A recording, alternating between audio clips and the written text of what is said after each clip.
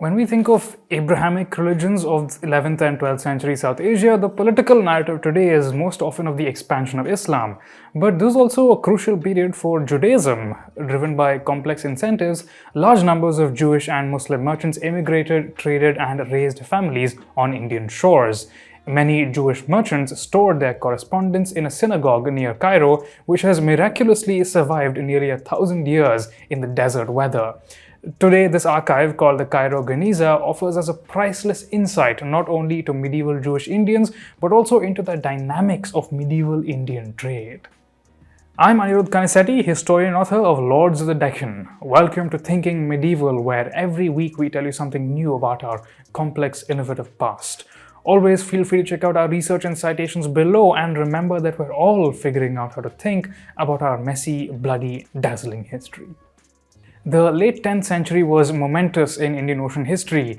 In 972 CE, Manyaketa, the great capital city of the Deccan Rashtrakuta Empire, was sacked. In 973, the city of Al-Qahira or Cairo was established as the capital of the Fatimid Caliphate in Egypt, and in 987, the Song dynasty of China sent embassies to the Indian Ocean, promising facilities and licenses to international merchants. Around the same time, the Chola king Rajaraja I embarked on campaigns to dominate trade routes in southern India. In the Konkan region of India's west coast, the Shilahara dynasty also set out to capture trade routes. In Coastal Trade and Voyages in the Konkan, the early medieval scenario, historian Ranabir Chakravarti used the dynasty's inscriptions to argue that they set out to create a unified trading region with major emporia at Chandrapura, near present-day Old Goa, and Balipatna, which is present-day Kharipatan. Shilahara kings fought a number of naval campaigns against the Kadambas of Goa, commemorated in impressive hero stones depicting ship-to-ship engagements. As in medieval Gujarat, merchants played major roles in these polities. In the Panjim copperplate inscription of the Kadamba king Jaikeshi II, published by George Moraes in the Kadamba Kula, an Arab or Persian Muslim by the name of Sadhana is named as the governor of various Konkan ports. The Shilaharas, meanwhile, relied on a dynasty of merchant fleet owners led by one Durga Shreshti, as studied by Chakravarti in Coastal Trade. Quite rapidly, Chandrapura became one of the most important ports on India's west coast, acting as an entrepot for trade into the Malabar region. Known in West Asian sources as Sindabur, in 1116 it attracted the curiosity of a Jewish merchant of Tunisian descent, Alan bin Hassan.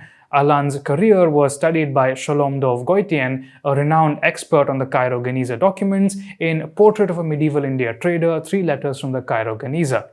Alan was the nephew, son-in-law, and foster son of the respected merchant Arus bin Joseph, who had settled in Egypt and ran a textile business with his lifelong business partner, a Syro-Palestinian Muslim by the name of Siba. Arus, writes Goitein, was renowned for his generosity and helpfulness, and many letters of medieval Jewish merchants refer to him and his Syro-Palestinian partner with great affection. In 1116, his nephew Alan set out on an adventure. Though Arus and Siba were hesitant, Alan, after a sales trip around Yemen, selling to Arus's long-standing Arab partners, decided to sail to Chandrapura. Before doing so, he sent a letter to Arus complaining about his cousin Joseph. Joseph apparently had taken to staying in a brothel and to heavy drinking. Alan had a flourishing career in India, where he expanded the family business into iron and pepper. These were also the mainstay of another Tunisian Jewish merchant settled south of Chandrapura, Abraham bin Yiju. Abraham offers us an extraordinary glimpse into the medieval metals trade. Abraham was a contemporary of important South Indian kings, including Vikrama Chola and Hoysala Vishnuvardhana. In her path-breaking multidisciplinary study of his life, Abraham's Luggage, historian Elizabeth Lambourne points out that he was a bit of an adventurer. He had to flee Aden, where many Jewish merchants lived, owing to a falling out with the Sultan. He arrived on the shores of what he called Malabariyat, or the Malabars, owing to the Malabar coastal region's political instability around 1132. Though there were some older Jewish merchant communities there, it was a relatively new ground for Tunisian Jewish families like that of Abraham. Their Geniza documents reveal that Abraham purchased and manumitted a slave woman by the name of Ashu, who he calls a Tuluva. This incidentally is one of the earliest non-Indian mentions of Tuluva as an ethnicity. By 1135, writes Lamburn, Ashu and Abraham had a son, Surur. It's possible that Ashu converted to Judaism. Intriguingly, in one of Abraham's letters published by Goitein in India Traders of the Middle Ages, documents from the Cairo Geniza, he mentions that his brother-in-law was a Nayar, later one of Kerala's landowning martial castes. It's not clear what this Nayar's relationship to Ashu was. Abraham went on to have 3 children with her, 2 of whom still survived until 1149 when he finally returned to Egypt. His brothers, meanwhile, were in Sicily and remained in touch with him. Settling in the vicinity of Mangalore for 17 years, Abraham ran a flourishing import-export business. He imported copper and tin, manufactured them into new objects using local talent, and sent them back to Aden.